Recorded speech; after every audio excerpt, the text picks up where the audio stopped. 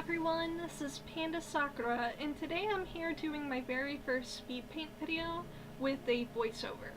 Now, I've been thinking about doing one of these videos for a while now, but I never really got around to it, and I never really had a good enough Speedpaint or image I wanted to record to do it, but I finally decided that now's the time, especially since I've hit nearly 3,000 followers on Fallout Amino, and I've been there for a year, so I thought this would be the perfect time to start a Speedpaint record video. So today I am working on a redraw of Nick Valentine, my Midnight Smoke drawing. Now, the last drawing, there was so many things about it that I didn't like, but for some reason it was pretty popular on Tumblr, and I just thought, well, I need to redraw it. But there was another one that I also wanted to do, so I ended up making it into a poll. It was the first drawing I've ever posted on Fallout Amino. The Midnight Smoke one, of course, so that's the one I'm doing here today.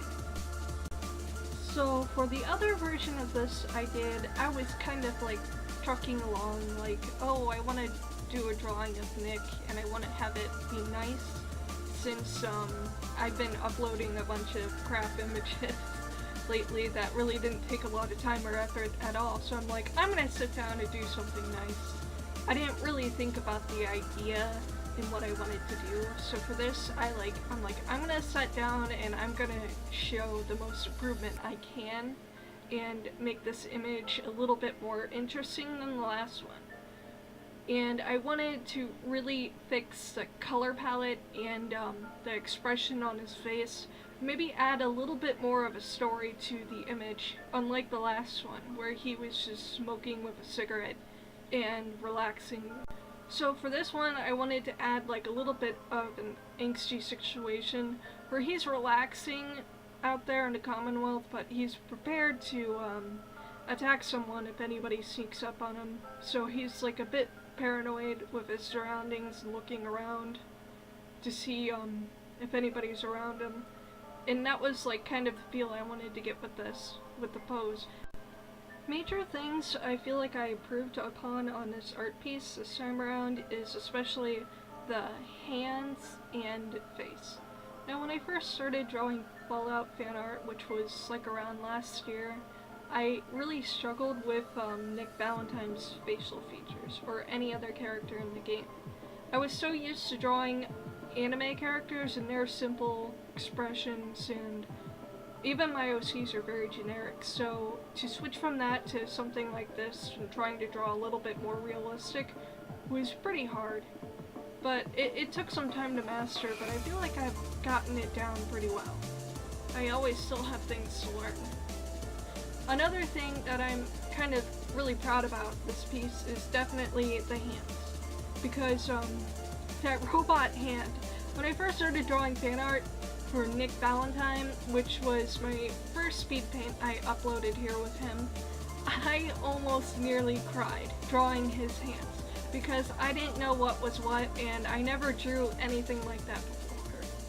I remember like it being so hard, like I just wanted to cry over it. But I feel like now I've finally gotten used to it and it's so much more easier now. The same goes for his fedora. So many hissy fits over his hat, because I never drew hats before, and drawing him, it's just like I had to learn. And it was always a struggle because I couldn't train my hand to draw the little loop on his hat or anything. I don't know what it's called, I'm sorry. Yet no matter how many times I draw Nick Valentine, I always enjoy it. I always learn something new, and it just makes me appreciate the attention to detail that Bethesda put into his design. They're so talented, and the little details they put into their characters really make a huge difference. Like the extra buttons, or the rust on Nick Valentine's face, I just love it. It's little details like that that make a really unique and interesting character design that really tells a story. because Nick definitely looks his age. With the rusting and everything, he looks like he's been through hell. And in a way, he kinda has, with his past and backstory. But it just definitely makes a more interesting character. I do wish that some places of episode would have explained a little bit more about his scars. Preferably the scar around his face that's exposing his robotic parts. I think that would be interesting. I do recall in Bunker Hill he goes to go speak to one of his friends that made a joke about him losing to a match with a Deathclaw. And Nick replies he won, so maybe that was it, but I don't know. Okay, right now in the art piece I am playing with an overlay, which normally helps set the mood for the artwork and makes it a little bit more interesting, I think. And it really ties the character with the background at times, and it also helps set a mood of the piece. Yet, it's also one of those things that you have to be careful with or play around with, because it can either make or break the piece, depending on what you're drawing. Like, I try to not use overlay in certain parts because it messes with the colors. It's kind of hard to tell now, but as I continue trucking along on this piece, you'll see it. And you'll notice how the overlay affects the overall piece. It gives all the colors a bit of a bluish tint to it, which I feel makes it look really nice up against the background. Which is what I wanted and what I was going for with this piece. But if you're drawing a regular human, I suggest not using it on the skin layers because it can make your character look really sickly or inhuman. Yet, for the most part, that's not always true, because I know artists who have pulled it off and can pull it off. And I've seen it before and their work looks pretty good. So right now I'm using my new freckle brush that I got off of DeviantArt. It was a free custom brush code that you could put into Speedpaint tool and edit the brush settings to get a more textured look.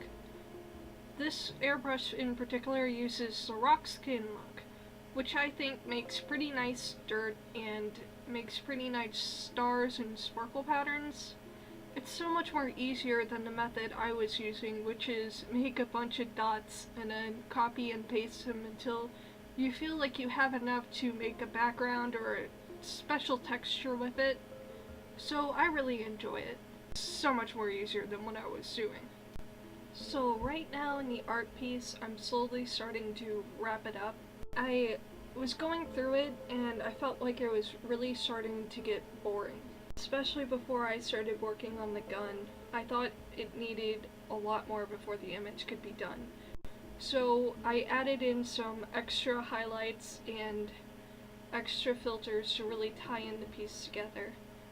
And I even ended up cutting off camera because I was having so many technical issues with this because the image size was so large that I was tired of the computer lagging, so I winded up doing it off camera.